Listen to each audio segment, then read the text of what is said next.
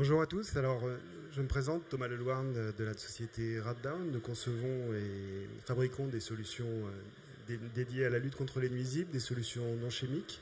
Et aujourd'hui, on va traiter de la lutte justement contre les nuisibles, rongeurs particulièrement, en IA.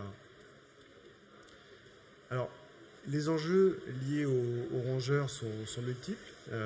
Les principaux, ceux que vous connaissez tous dans le cadre de vos activités, c'est tout d'abord l'enjeu sanitaire.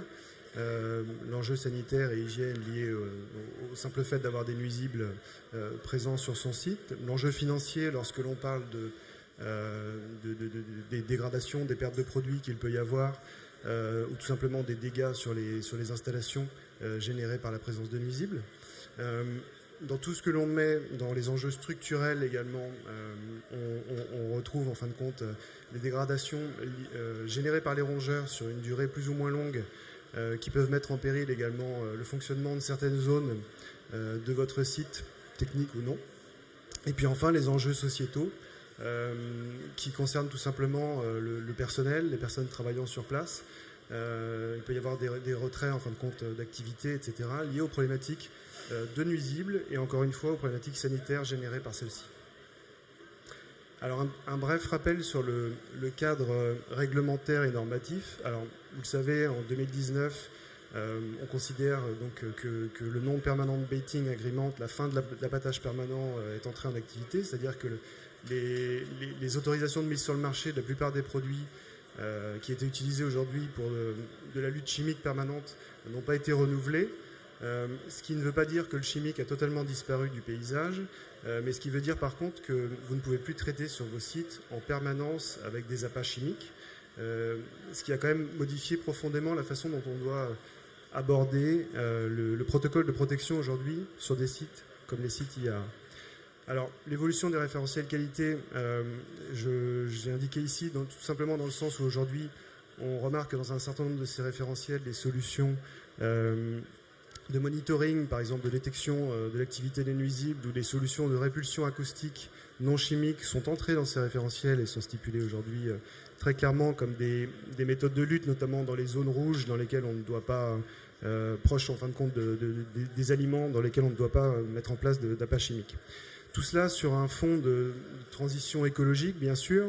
Ce qui va nous concerner, nous, dans ce à quoi nos systèmes, en fin de compte, sont assez adaptés, c'est notamment sur l'impact environnemental. Je le répète, on va en parler tout à l'heure, on va imager avec les différents types de solutions que nous proposons, mais aucune de ces solutions n'est chimique ou l'ensemble sont avec un très faible impact environnemental. Pardon.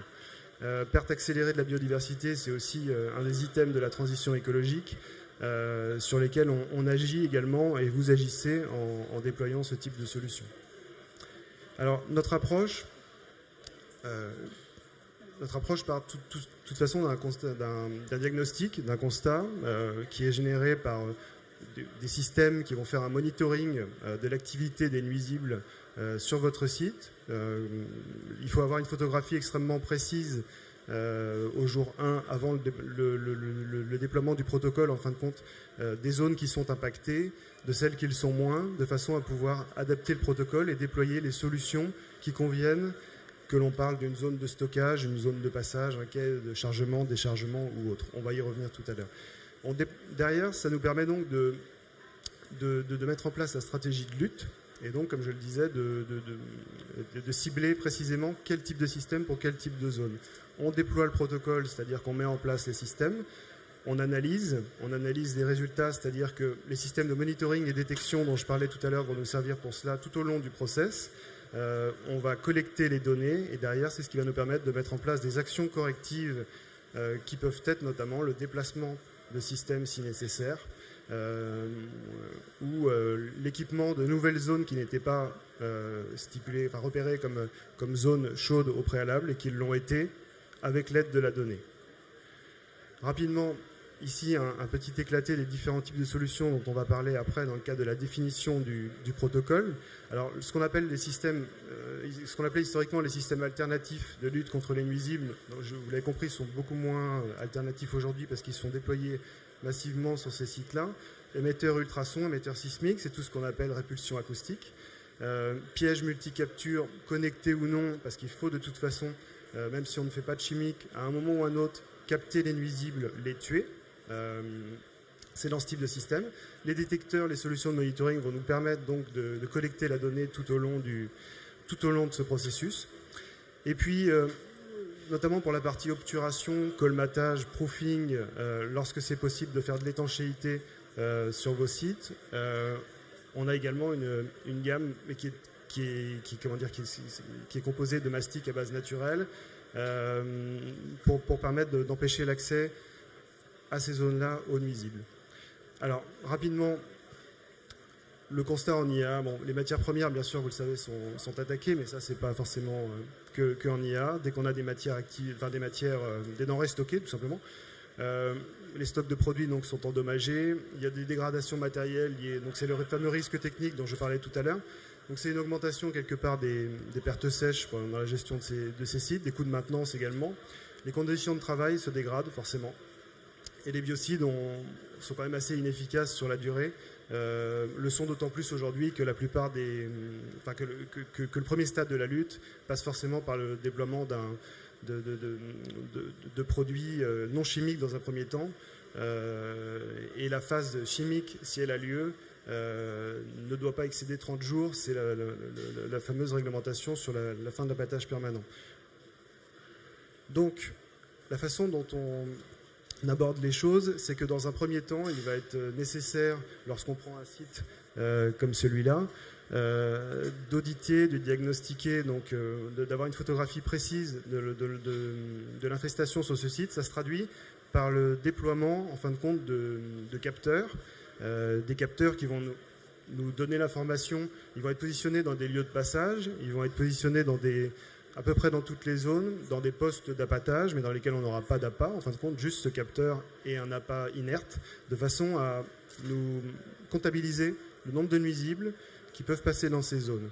On va derrière pouvoir faire une pondération, en fin de compte, du seuil de nuisibilité qu'on peut avoir dans ces zones. De facto, les zones qui vont être mises en rouge, ça peut être les zones qui sont déjà catégorisées comme rouges chez vous par rapport à leur sensibilité dans votre process. Mais on va également ajouter dans ces zones rouges les zones dans lesquelles on aura identifié beaucoup de passages. Et c'est ce que l'on a essayé de représenter ici sous la forme d'un exemple. Partant de ce principe-là, par exemple, dans les zones rouges, on va partir du principe qu'il faut qu'on ait zéro nuisible. Dans les zones oranges, on va se permettre de mettre en place des systèmes également de capture proches des points d'entrée-sortie. Les zones vertes seront considérées comme les zones peu préoccupantes, en tout cas lors du diagnostic initial, parce que les capteurs qui resteront sur place vont nous donner l'information justement de l'évolution de la problématique au fil du temps. Donc il s'agit bien du diagnostic initial, mais pas de quelque chose gravé dans le marbre sur plusieurs mois ou sur plusieurs années. C'est dédié à évoluer. Alors, l'étape 2, donc, on part sur la première étape, en fin de compte, du principe de la lutte intégrée, qui est que l'on doit donc étudier tout ce qui est obturation, étanchéité, lorsque c'est possible. Ce n'est pas forcément possible sur tous les sites, mais de toute façon, ça doit faire partie de la phase de diagnostic. Ici, vous voyez repérer à certains endroits, donc, avec des petits points verts, les positionnements potentiels de zones à obturer, que l'on va obturer avec des systèmes spéciaux qui sont des mastiques, j'en parlais un petit peu tout à l'heure, qui contiennent du calcin de verre très fin, qui vont blesser le nuisible lorsqu'il essaye de passer au travers, ou des panneaux préenduits de ces matières lorsqu'il s'agit de reboucher des trémies de câbles d'une importance assez grande, tout simplement, et pas uniquement des petits trous. C'est-à-dire qu'on peut parler de petits trous, petites fissures, on peut parler également de trémies de câbles qui font 1 mètre par 1 mètre. C'est ce que je mets dans l'étanchéité. C'est extrêmement important. C'est de toute façon beaucoup plus efficace de traiter ce problème de l'étanchéité s'il est traitable sur ce site à la racine plutôt que de déployer toutes sortes de systèmes, chimiques ou non, à l'intérieur de votre site pour éteindre le feu, entre guillemets. Seconde étape. Ce que l'on met dans déloger et repousser, c'est en fin de compte les systèmes de répulsion acoustique dans lesquels on met les systèmes ultrasons et les systèmes sismiques. Rapidement, Les systèmes ultrasons donc, perturbent le système nerveux des nuisibles, les font quitter les lieux, en fin de compte, quitter la zone dans laquelle les systèmes ont été installés. Les systèmes sismiques vont nous servir à faire un périmètre autour de zones. Ils vont être fixés sur les panneaux sandwich, par exemple, de façon à transmettre les vibrations dans les matériaux et à faire ressortir les rongeurs des cloisons, par exemple. Très souvent, les rats nidifient dans les cloisons de vos sites, vu qu'on retrouve très régulièrement du panneau sandwich, c'est-à-dire panneau métallique, isolant, panneau métallique. Ensuite, je parlais de la capture tout à l'heure. C'est quand même important, même si on parle beaucoup de prévenir l'intrusion et de repousser, il faut les capturer à un moment ou à un autre. Donc c'est dans ces points de passage potentiels, typiquement ceux qu'on aura repérés avec les systèmes de détection ou ceux qui ont déjà été repérés par les équipes tout simplement dans la vie du site, que l'on va chercher à mettre en place des systèmes de capture. Système de capture dont l'efficacité va être augmentée par l'installation de systèmes ultrasons, tout simplement pour ce que je viens de dire. Les systèmes les rongeurs sont perturbés nerveusement, donc vont aller se mettre beaucoup plus facilement dans ce type de boîte de capture, même si on a une concurrence alimentaire qui est toujours forte sur vos sites. Donc il y a une certaine synergie en fin de compte entre les systèmes. Ces boîtes de capture donc fonctionnent de manière autonome. On les appelle multi-captures parce que tout simplement, il n'y a pas besoin d'aller les relever tous les 4 matins. On peut mettre une trentaine de nuisibles dedans avant de le relever. Voilà. Tout cela est monitoré. Donc c'est-à-dire que, je reviens rapidement, on monitore en phase 1 au niveau du diagnostic, on monitore pendant le déploiement du protocole et on monitore tout au long de la durée d'installation des systèmes en fin de compte. C'est extrêmement important. Typiquement, une boîte de capture qui ne capte rien dans un stock matière première X, on va la déplacer dans une zone dans laquelle on a un pic d'infestation. Le système est voué à être mouvant. Le système Vigira, comme il s'appelle, donc c'est tout le système de monitoring, se compose en fin de compte de capteurs qui vont être mis en place soit dans des postes d'appâtage, soit dans des boîtes de capture, et d'un logiciel qui va être accessible soit donc sur une application web ou appli mobile lorsqu'on se trouve sur site tout simplement, de façon à savoir en temps réel ce qui se passe sur le site et ce qu'il y a dans les boîtes.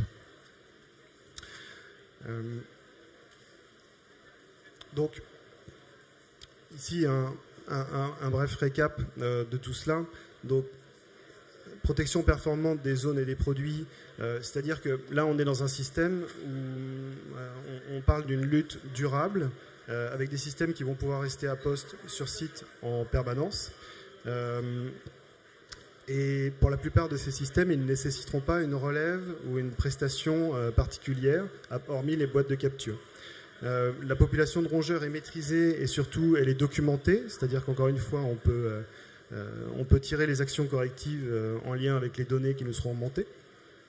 Diminution significative de l'usage des biocides, c'est-à-dire que nous, de toute façon, dans le protocole, on ne proposera jamais de biocides. Après, ce qui peut se passer, c'est que sur toutes les zones extérieures, périmètre du site, typiquement le long des limites de propriété des sites ou ce genre de choses, il peut y avoir tout de même un ceinturage en appât chimique ou ce genre de choses, mais nous, sur le cœur de votre process, la protection du bâtiment et de l'intérieur, nous ne proposerons jamais en fin de compte de biocides. Tout simplement parce qu'en respectant l'ensemble des piliers de la lutte intégrée, les systèmes dont on a parlé, on peut traiter la quasi-totalité des configurations. Amélioration des conditions de travail, bon, bien sûr, liée justement à la diminution du nombre de nuisibles présents sur site, et un ROI immédiat sur les destructions de stock et de matériel, c'est-à-dire que lorsque l'on met en place par exemple les systèmes de répulsion un petit peu partout sur le site, il faut compter 1 semaine à 1 semaine et demie avant que les premiers résultats puissent être visibles sur site. On va créer un climat inhospitalier en termes d'ondes générées pour les nuisibles, qui va mettre à peu près ce temps-là à se caractériser par des résultats visibles sur le terrain. Écoutez, je vous remercie pour votre attention. Vous pouvez nous retrouver pour approfondir au Hall 6 sur le stand B13, stand Raddown. Merci à tous.